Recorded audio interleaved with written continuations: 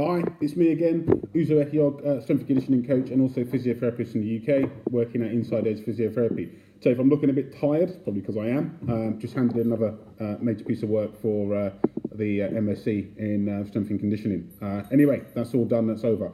Great. So really what I want to talk about today is I've got one key message, and the key message is this: structure is not our destiny.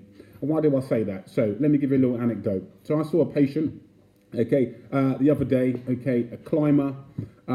He injured his shoulder a few months ago. Unfortunately for him, I got the diagnosis right. So he had a labral tear. Basically, he was climbing a 7B boulder problem in the UK. Went out for this desperate move. Outstretched hand. His feet slipped. His hand stayed on the rock. And the rest was inevitable. Basically, traction injury of the shoulder, and he injures his labrum inside the shoulder. Anyway, sensible climber. He stops climbing, goes and sees a physiotherapist. We get the diagnosis, get the MRI. He goes and sees a surgeon, well-meaning surgeon, operates on him, fixes the labral tear, comes back to me for rehab. Now, and this is the rub, I guess. So the surgeon found some degenerative changes within the shoulder. So I'm not sure if it was on the humerus or the glenoid, but essentially found some degenerative changes that might be consistent with the start of osteoarthritis within the shoulder. So he then tells the patient this, and there's nothing wrong with that. It's quite sensible, but he didn't caveat it.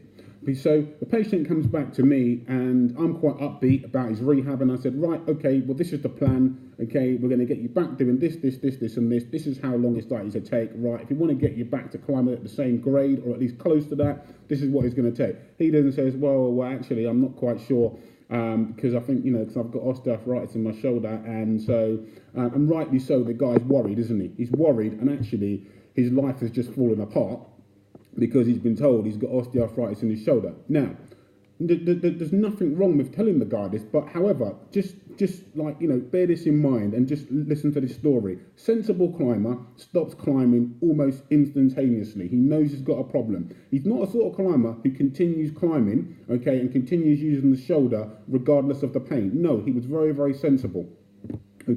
So I said to this climber, I said, look, but hang on a minute, you were climbing at a really high standard, before the problem.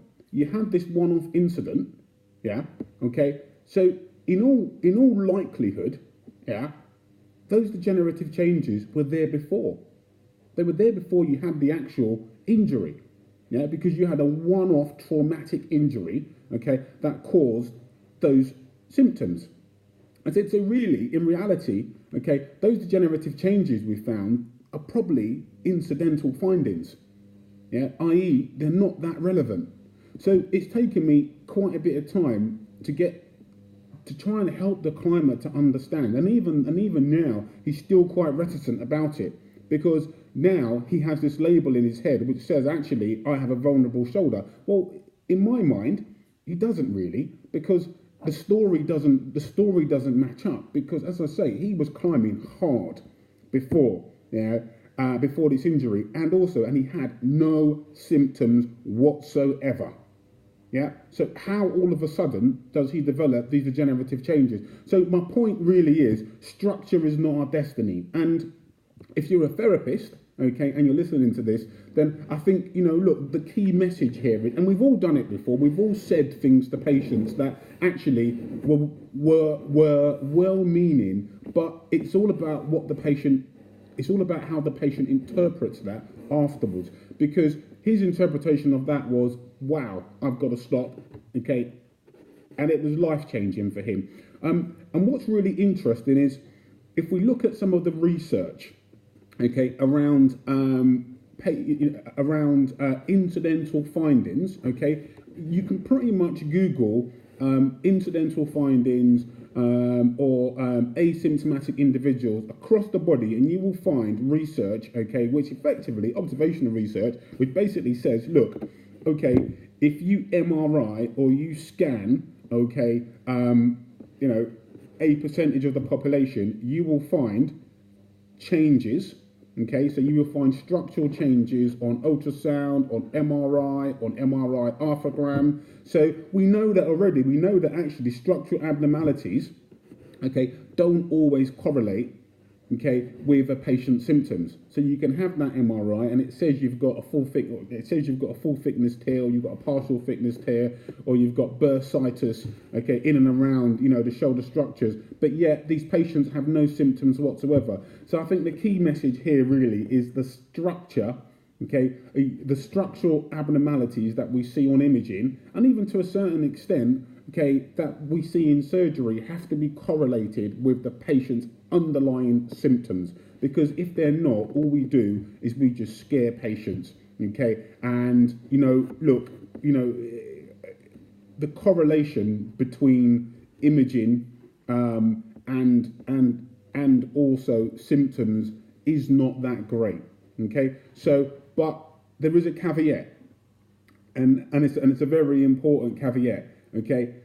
What I'm not saying is that patients that have structural abnormalities will never have symptoms. No, I'm not saying that at all. All I am saying is, okay, it has to be put into its appropriate context, okay? And, you know, the imaging findings, okay, has to match, okay, the clinical findings, and also it has to match a sensible story. This guy does not have a sensible story, okay, and hopefully you can see by my narrative that the story is not sensible for him to have, you know, to have just suddenly developed degenerative changes after this one-off injury. You know, the chances are very, very slim. But essentially what it's done, it's made our work that little bit harder now, because in the back of his mind, okay, he thinks his shoulder is very, very vulnerable. And it's probably made it more vulnerable. It's probably made him more vulnerable, okay, than he would have been ordinarily, just simply because of the way that message was packaged. Anyway, out for now. This is a short video. Hopefully it's useful for the climbing community. Hopefully it's useful as well for therapists. And again, you know, this is not something new, okay, which has only just come out. For the last 15 years, we've known about incidental findings and also the use of our language and how that can sometimes cause problems. Okay. Anyway, bye for now.